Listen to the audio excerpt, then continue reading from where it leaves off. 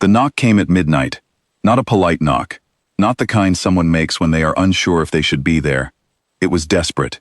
3 hard, fast hits against my front door, like whoever was on the other side was running out of time and knew it.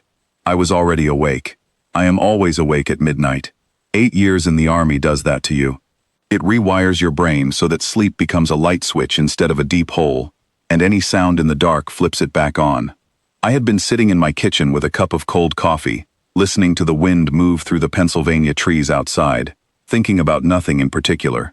I picked up my .45 from the table. Old habit. I walked to the door slowly, keeping my steps quiet, and looked through the side window before I touched the handle. What I saw made me stop completely. She was tall, maybe 6'2", and thin in the way that made you think of tall grass bending in wind. Her skin was a soft gray blue, and it was doing something I had never seen skin do before. It was dimming, like a phone screen losing battery. Her eyes were large and amber-colored, and they were scanning the dark tree line behind her with the specific kind of fear that I recognized immediately. Not fear of imagination, but fear of something real that was actually out there. She had 4 fingers on each hand. She was pressing both palms flat against my door, like she was trying to push the safety through the wood toward her. I stood there for exactly 3 seconds.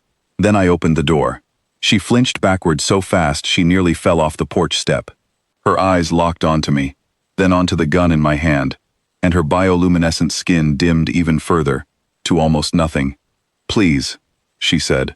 Her voice was careful and accented, like someone who had learned English from recordings and was using it for the first time in person. "Please hide me." She glanced back over her shoulder into the trees. "They are hunting me." I looked past her into the dark. I could not see anything. That did not mean nothing was there. I had learned that lesson a long time ago, in places very far from Pennsylvania.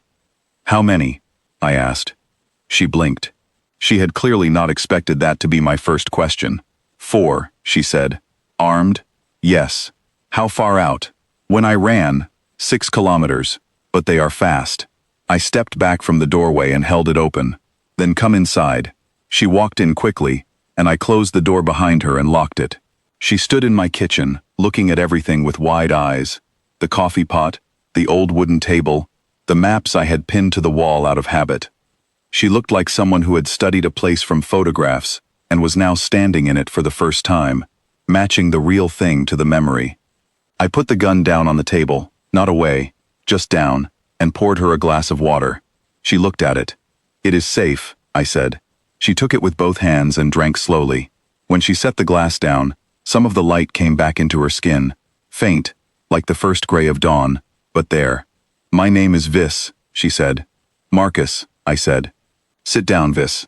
Tell me everything. Start from the beginning and talk fast."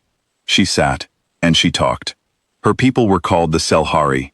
She had been part of a scouting team sent to Earth by something she called the hegemony, an empire so large and old that Earth's entire recorded history would fit inside a minor footnote of their calendar. The hegemony sent teams like hers to young worlds, worlds that had not yet spread beyond their own star, to study and classify them. Classification determined everything. A world could be designated a resource, useful, to be harvested. It could be designated neutral, ignored. Or it could be designated a threat, and that designation only ever had one outcome. The vote on Earth, she told me, had already happened, 3 days ago, in an orbital station that was sitting right now beyond the reach of our best telescopes. The hegemony had made its decision. Earth was threat. The reclassification process would begin in 72 hours. Vis had defected the moment she heard. She had taken a data crystal, proof of the vote, coordinates of the station, everything, and she had run. The hegemony had sent a kill team called the Veil to find her before she could tell anyone. 4 operatives, the best they had been chasing her for 18 hours. I sat across from her at my kitchen table and listened to all of this without interrupting.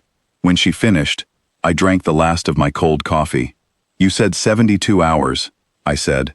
"Yes, so we have time."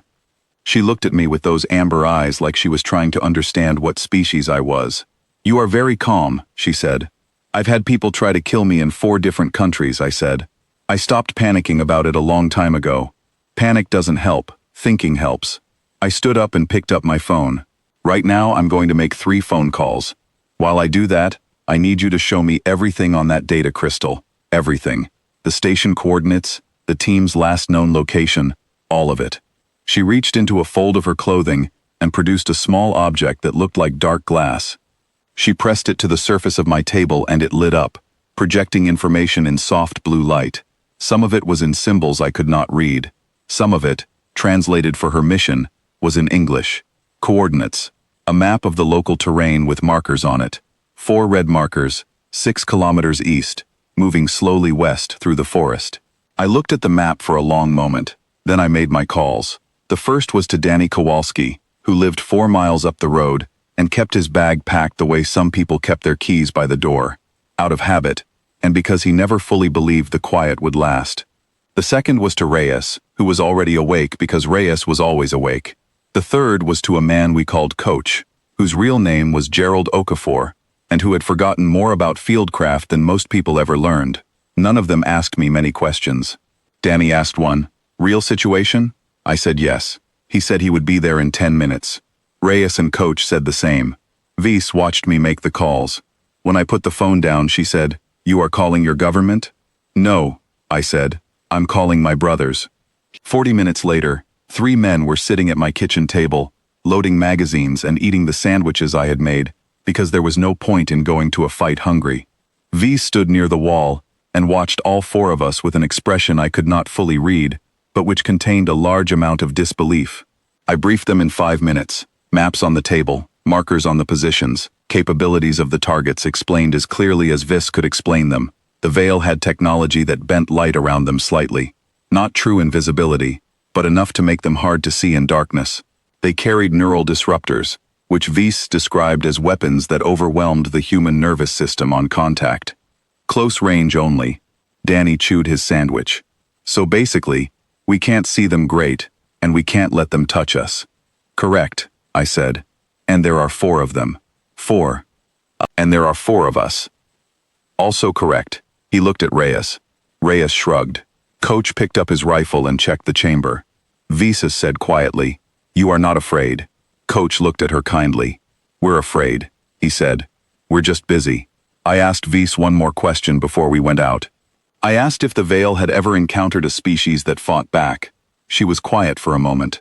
"They have operated on many worlds," she said. "Every species, when the Veil came for someone, they either ran or they submitted. No species had ever—" She paused, searching for the word. "Engaged them offensively." "Good," I said. "Then they won't be expecting it." We went out into the dark Pennsylvania forest, and we did not wait for them to come to us. This is the part that matters, so I want to be clear about it. We did not win because we had better weapons. We did not win because we were stronger or faster or more advanced. We won because we had spent years learning how to make a piece of ground work for us instead of against us. We knew the creek bed and the ridge line and the places where the trees grew thick enough to break a silhouette. We used thermal optics because regular light meant nothing in that dark, but heat was heat, whatever planet you came from. We set our positions the way we had been taught. Overlapping fields, clear communication, no wasted movement. The Veil were extraordinary. I want to say that honestly. They moved through the forest with a silence and coordination that was genuinely impressive. Their light bending made them look like slight distortions in the air, like heat shimmer on a summer road. And if I had not been looking for exactly that, I might have missed them entirely. But they moved like hunters who had never once been hunted. There was a moment, and I will remember this for the rest of my life, when the lead Veil operative walked directly into the position we had chosen for him. He stopped. I saw, even through the thermal display, the slight change in his posture. He had realized, in that instant, that something was wrong, that the ground felt arranged, that the silence was too deliberate. He had hunted on many worlds, but he had never walked into an ambush before. He did not know what to do with the feeling. That half-second of hesitation was enough. The engagement lasted 4 minutes. It felt longer. It always does. When it was over, 3 of the Veil were contained. Zip ties, and the kind of calm, firm handling that came from years of practice. And one had been knocked unconscious by the recoil of his own weapon firing in a direction he had not intended, which was almost ironic enough to be funny. Reyes had sprained his ankle on a root. He was annoyed about it for days afterward. We brought the 3 conscious veil back to my property and secured them in the barn, which I recognize sounds absurd, but was the most practical option available. They were silent and still, and watching everything with eyes that reminded me of scientists observing an experiment that was not going the way they had predicted. Back inside, V's took the data crystal and, with equipment she had kept in her pack, broadcast everything. The vote record, the station coordinates, the proof, on every radio frequency simultaneously. Military bands, civilian bands, the frequencies she knew the hegemony station was monitoring. Then she added a short message in 3 languages, one of which was English, and one of which was the hegemony's primary tongue. The message was mine. I had kept it simple. We know what you planned. We have your people. We are open to a conversation. Do not send anyone else unless they are coming to talk. Then we waited. The response came before sunrise. Not soldiers, not weapons. A signal, translated automatically by Visa's equipment into flat, formal English. The hegemony orbital command acknowledging receipt, requesting formal communication channel. And at the end, 4 words that Vice read aloud and then sat very still for a long time afterward. The 4 words were, classification under review, pending. She explained it to me slowly because I needed her to. The hegemony's threat classification system was built on one central question: can this species cause us meaningful harm if provoked? For most young worlds, the answer the hegemony observed was no.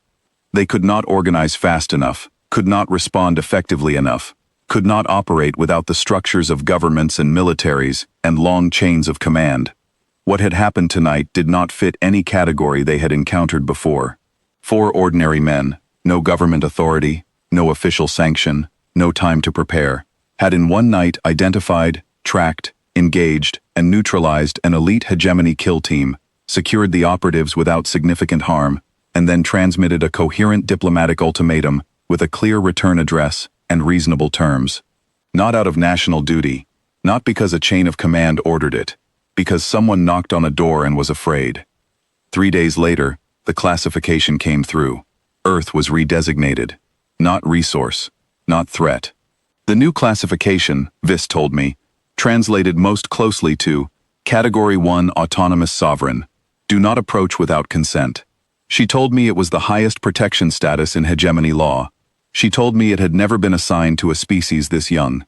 She told me the internal notes attached to the file described Earth as a world with unpredictable collective defense behavior, driven by interpersonal loyalty rather than institutional command, and flagged it as requiring careful study before any future contact. That last part made Danny laugh so hard he had to sit down. On the morning after everything, Vis sat on my porch, wrapped in my old army jacket, which was far too wide for her narrow shoulders, but which she had accepted without argument, because the Pennsylvania morning was cold. She watched the sun come up over the tree line. It was a clear morning, the kind that makes the whole sky look like it was freshly made. "Why did you help me?" she asked. "You did not know me. You had every reason to be afraid of me, to close the door." I thought about it, not because I did not know the answer, but because I wanted to say it right. "You knocked," I said, "and you were scared.